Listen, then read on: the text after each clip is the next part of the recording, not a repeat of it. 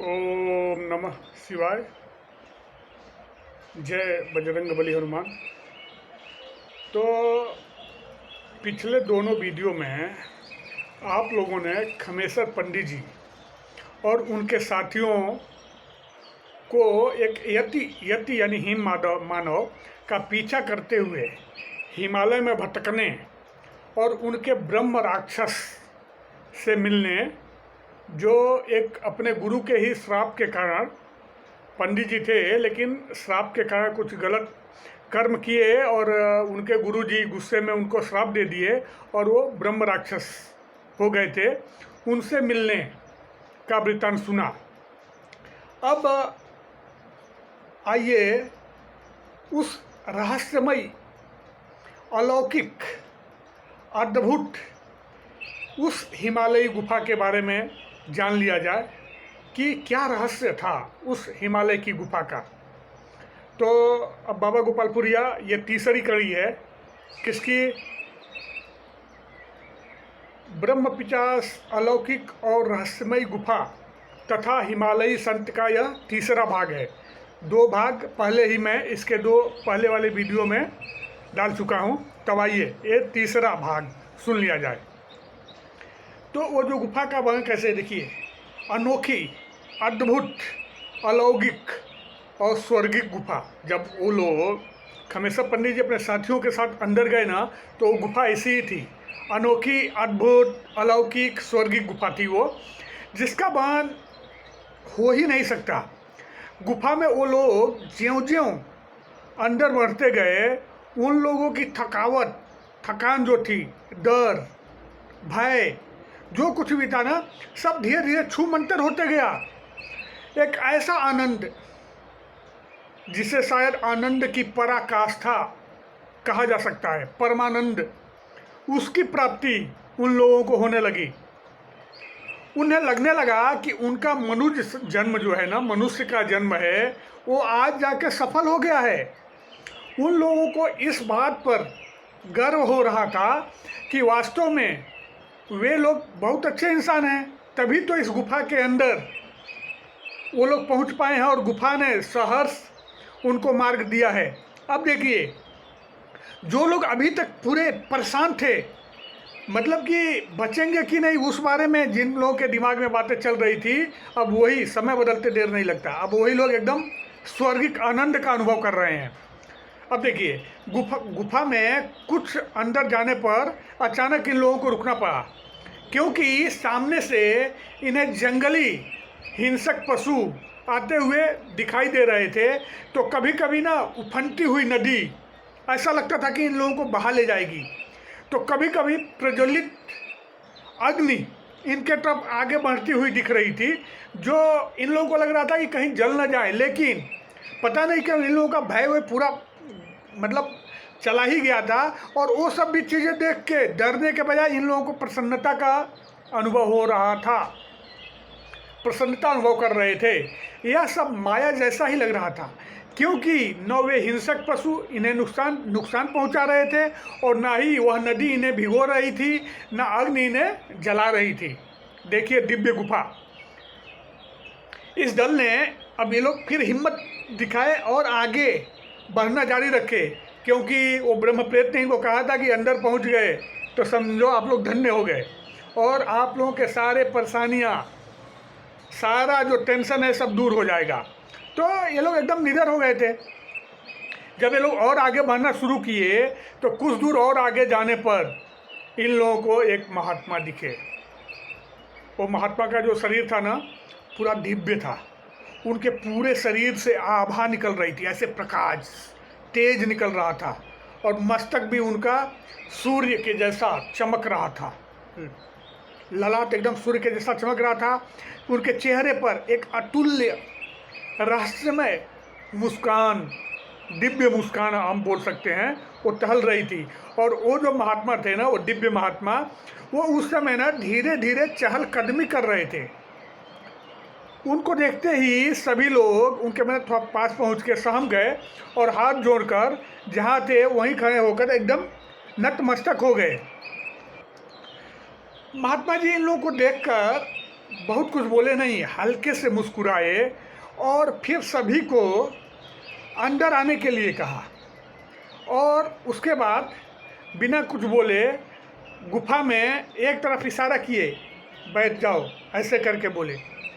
उस गुफा की सबसे रहस्यमय अलौकिक बात यह थी कि जिस किसी को जितनी जगह चाहिए थी वह अपने आप मिल जाती, बन जाती, क्योंकि जैसे ही वो लोग बैठने लगे ना, पता नहीं कहाँ से उनके बैठने वाली जगह बहुत ही खूबसूरत हो गई और वहाँ आरामदायक बिस्तर भी, आसन बिछ गए थे ज़मीन पर ही। अब देखिए, फिर उस महात्मा की सौम्य आवाज़ इन लोगों को सुनाई दी, मनुष्य श्रेष्ठ, लगता है कि आप लोग रास्ता भटक गए हैं और काफ़ी देर से परेशान भी हैं। आप लोगों को भूख और प्यास भी खूब लगी हुई है, ऐसा लग रहा है। आप लोगों को रास्ता बताने से पहले हमारा यह कर्तव्य बनता है कि आप अतिथियों की सेवा करूं। बात यह थी ना कि गुफा में जाते ही इन लोगों की भूख ऊख जो कुछ बात सब छू मंतर हो गया था, प्यास वास, लेकिन फिर भी महात्मा ने आतिथ्य सेवा के लिए इन लोगों से कहा। तो फिर आगे की बात सुनिए। इतना कहने के बाद उस महात्मा जी ने वहीं पास में उगी एक तुलसी माता उगी हुई थी, उनसे कुछ पत्तों को तोड़ा और पांचों ये जो थे ना हमारे खमेसर पंडित जी, उनके 4 दोस्त, सबके सामने आगे एक एक तुलसी दल रख दिए। फिर क्या था, एक नया रहस्यमय चमत्कार। मिनटों नहीं लगे और उस तुलसी पत्ते, जो तुलसी के पत्ते रखे गए थे सबके आगे, वो एकदम से ना थाली और गिलास में बदल गए और वहाँ ना स्वादिष्ट व्यंजनों की भरमार हो गई। और सबसे बड़ी बात, जिसके मन में उस समय जो खाने की इच्छा थी, उस थाली में वही व्यंजन प्रस्तुत हो गए। फिर क्या था, उस दिव्य महात्मा का आदेश मिलते ही ये पांचों ने छक छक कर उस दिव्य प्रसाद का आनंद उठाया और पूरी तरह से तृप्त हो गए, आनंदित हो गए। अगर खमेसर पंडित जी की बात सुने तो उनका कहना था कि जीवन में मतलब कि मनुष्य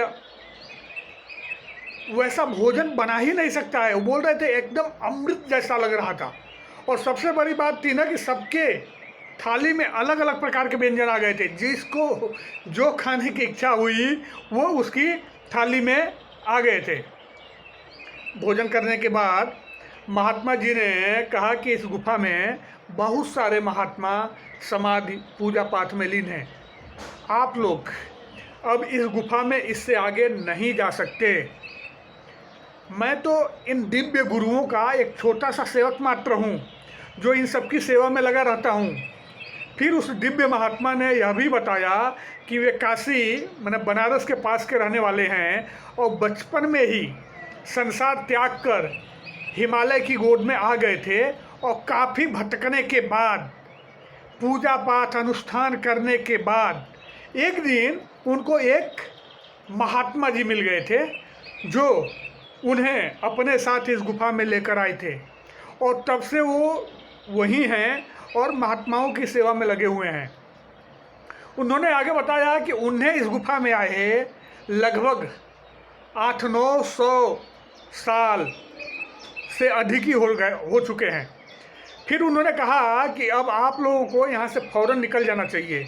अगर किसी अन्य गुरु महात्मा की नज़र आप सब पर पड़ गई तो हो सकता है कि आप लोग भस्म भी हो सकते हैं, क्योंकि न चाहकर भी कोई आम इंसान प्राणी इन दिव्य महात्माओं के दिव्य नेत्र से जलने से नहीं बच सकता। और वो भी कब, जब वो पूजा तप में लीन हो, समाधि में हो और तुरंत उनकी आँख खुले, उस समय उनके आँखों से दूर रहना ही अच्छा होता है। इसलिए आप लोग अब यहाँ से कृपया निकल जाइए।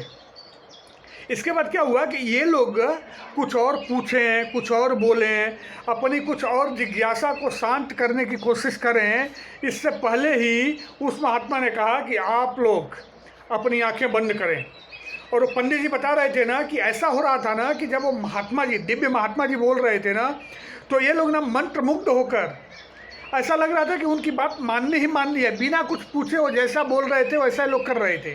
तो जब उन्होंने आँख बंद करने के लिए कहा तो उस दिव्य महात्मा के आदेश का पालन करते हुए इन सभी लोगों ने अपनी आँख बंद कर ली।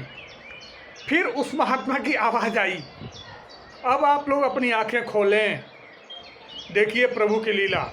हिमालय के एक दिव्य संत, दिव्य महात्मा का चमत्कार, अद्भुत अविस्मरणीय चमत्कार। जब उन लोगों ने आंखें खोली तो अपने आप को मालूम है कहाँ पाए वो लोग? हिमालयी क्षेत्र में उस बस्ती के पास खड़े थे, नीचे, जहाँ से उन लोगों ने चढ़ाई ऊपर शुरू की। अब आगे भी वो लोग फिर से उस गुफा में पहुँचने का प्रयत्न करते हैं। वो कहानी मैं अगले वीडियो में बताऊंगा। तब तक के लिए नमस्कार, ओम नमः शिवाय, जय बजरंगबली हनुमान। आप लोगों का जीवन सदा सुखमय हो, स्वस्थमय हो, समृद्धमय हो, इसी कामना के साथ एक छोटा सा आप लोगों के लिए होगा, मेरे लिए बहुत बड़ा अनुरोध। कृपया आप बताएं कि हमारा ये वीडियो आप लोगों को कैसा लग रहा है। नमस्कार, फिर मिलते हैं नई कहानी के साथ अगले वीडियो में।